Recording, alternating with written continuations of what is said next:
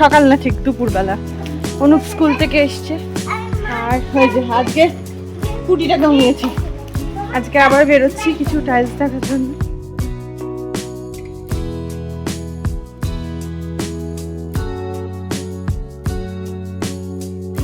বা এই কদিন ধরে টাইলস বাঁচতে গিয়ে বুঝলাম যারা তোমরা বাড়ি করবে তারা হয়তো এই কথাগুলো শুনে বা এই ভিডিওটা দেখে কিছুটা হলেও যারা আমার মতো জানতেন না তারা জানবে।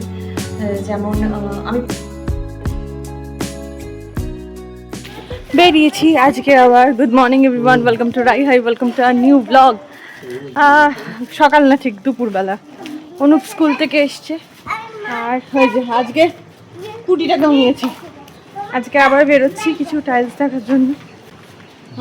এখানে আর যা যা আছে দেখি, চল।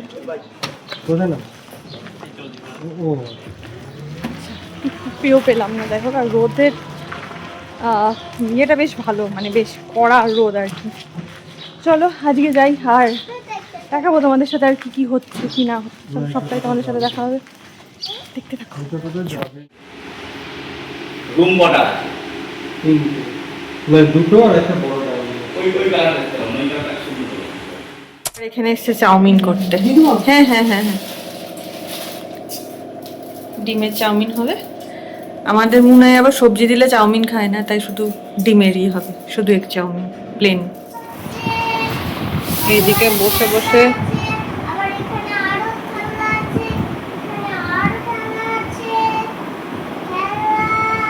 খেলনা বিক্রি করছো? কি খেলনা ওগুলো? তো ব্লকস। তাই? আমি ছোট?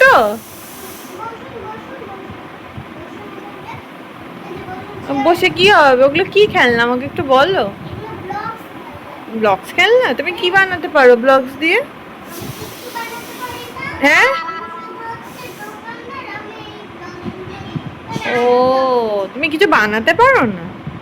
ও, তোমরা তো দেখলে যে দুপুরবেলা গিয়েছিলাম টাইলসের দোকানে, পছন্দ হয়নি বিশেষ করে।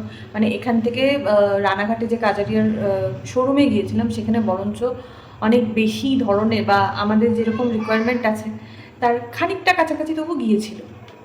এখন টাইলস চুজ করতে গিয়ে অনেক কিছু শিখছি। মানে ইন্টেরিয়ার ডিজাইনটা আমি করতাম, কিন্তু এই সূক্ষ্ম ব্যাপারগুলো অনেকদিন আগে যেহেতু ছেড়ে দিয়েছি, সুতরাং সূক্ষ্ম ব্যাপারগুলো সত্যি আমার জানা ছিল না। এখন অনেক কিছু শিখছি, আর সত্যি কথা বলতে শেখার তো কোনো শেষ নেই, তাই না? বাড়ি করতে গিয়ে আবার অনেক কিছু নতুন শিখছি। যেমন আজকে বা এই কদিন ধরে টাইলস বাঁচতে গিয়ে বুঝলাম যারা তোমরা বাড়ি করবে তারা হয়তো এই কথাগুলো শুনে বা এই ভিডিওটা দেখে কিছুটা হলেও যারা আমার মতো জানতেন না তারা জানবে। যেমন আমি প্রথমে ভাবছিলাম একদম নন গ্লসি ম্যাট নেব আর কি।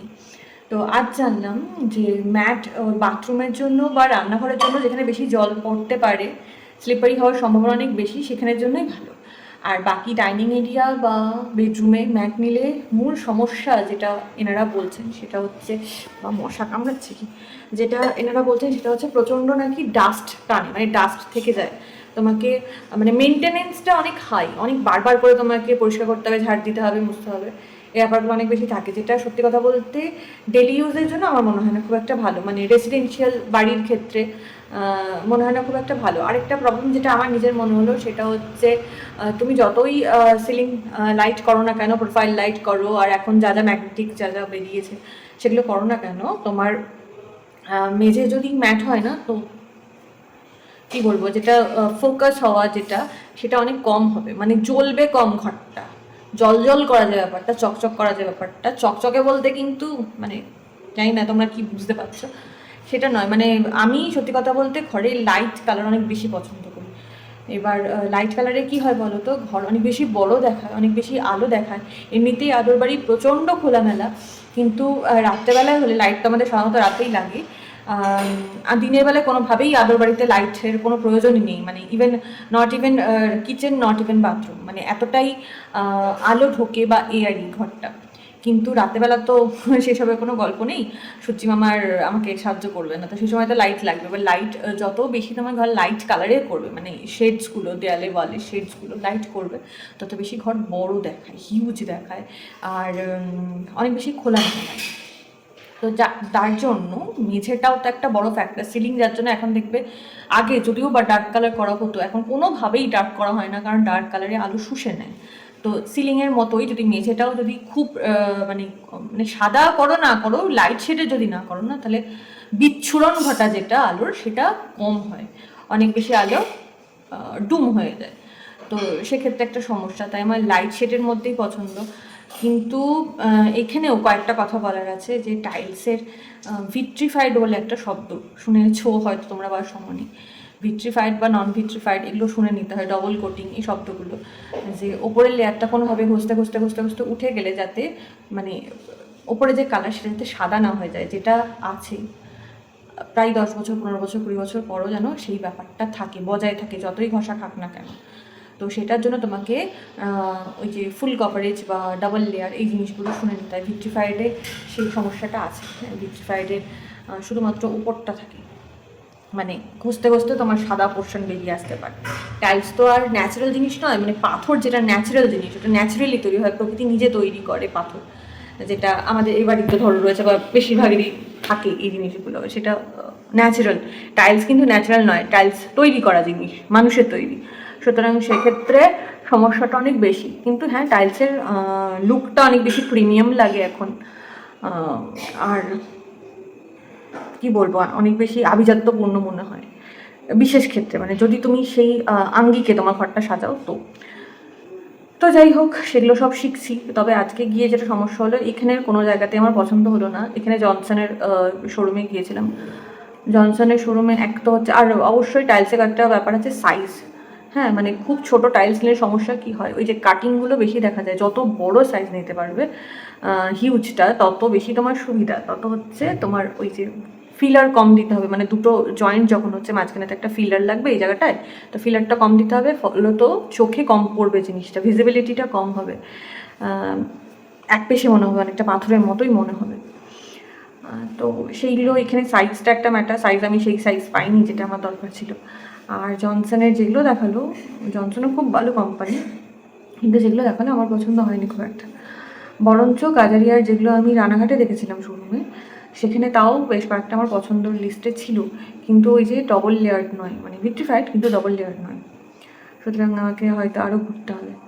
এই ঘোরাঘুরি চক্করে যেটা মূল সমস্যা হলো, সেটা হচ্ছে এত রোদটা খেয়েছি। দেখো, কালকে ওই রকম বৃষ্টি হলো, তোমার সাথে শেয়ার করলাম, আর আজকে এত কড়া রোদ উঠেছে, এত কড়া। আমি এখানে চাটা নিয়ে বসে আছি, আদা চা নিয়ে বসে আছি, মানে এখানেও কাপটা ও বাড়ির মতোই। তো এত গরম, মাথা পুরো ধরে গেছে। আর আমার মাইগ্রেনের একটা সমস্যা আছে, মাইগ্রেনের রুগীরা যে কী ধরনের কষ্ট পায় সেটা আলাদা করে বলার আশা করি কোনো দরকার নেই। লাইট মাইগ্রেন কিন্তু প্রচণ্ড কষ্ট হয়। এবার তখন থেকে মাথার একটা পাশ পুরো মনে হচ্ছে ফেটে যাচ্ছে। তার মধ্যে দুপুরবেলা যে ঘুমটা পাচ্ছিল, আদৌ ঘুমাইনি, এবং সারাটা দুপুর ধরে ভূতের নাচনের মতো নেচেছে আর কি। সুতরাং পুরো দুপুরটা আমি কোনোভাবেই রেস্ট পাইনি। বিকালের পর থেকে আমার পুরো একদম শরীর ছেড়ে দিয়েছে মনে হচ্ছে। তখন একবার চা খেলাম, এখন একবার আদা চা খাচ্ছি, মানে মাইগ্রেনে যেগুলো খুব কাজে লাগে। কফি মাইগ্রেনে খুব কাজ দেয়, কিন্তু কফি খেলে আমার সমস্যা যেটা হয়, আমার ঘুম আরই আসে না, মানে ওই ডিপ ক্যাফাইন আমার সহ্য হয় না। তার থেকে চা অনেক বেশি লাইট লিকার আর একটু আদা দিয়ে দিলে অনেকটা হেল্প হয়। আর তবে আমি পুরো চিনি ছাড়া খেতে পারি না, হ্যাঁ, মানে ঈশ্বরের আশীর্বাদে এই বাড়ির কারোর সুগার নেই। আমার আবার সুগার ফল হলে যেরকম হয় সেরকম অবস্থা হয়ে দাঁড়ায় মাঝে মাঝে। সুগারের মানে বর্ডার লাইনের একদম, মানে বর্ডার লাইন বলতে ওপরেরটা না, হ্যাঁ, নিচের যে বর্ডার লাইন হয়, যেটা সব থেকে কম হওয়ার দরকার, তার থেকেও মাঝে মাঝে নেমে যায় বোধ হয়, মাথা ফাথা ঘুরে যায়। সুতরাং সমস্যাটা নেই, তাই চিনি আমি খাই চাই। তবে হ্যাঁ, মিষ্টি গুড়ের মতো মিষ্টি যেটা, সেটা ভালো লাগে না, হালকা মিষ্টি ওকে। আর সত্যি কথা বলতে আমার এমনি মিষ্টি জিনিসটা খুব একটা পছন্দের নয়।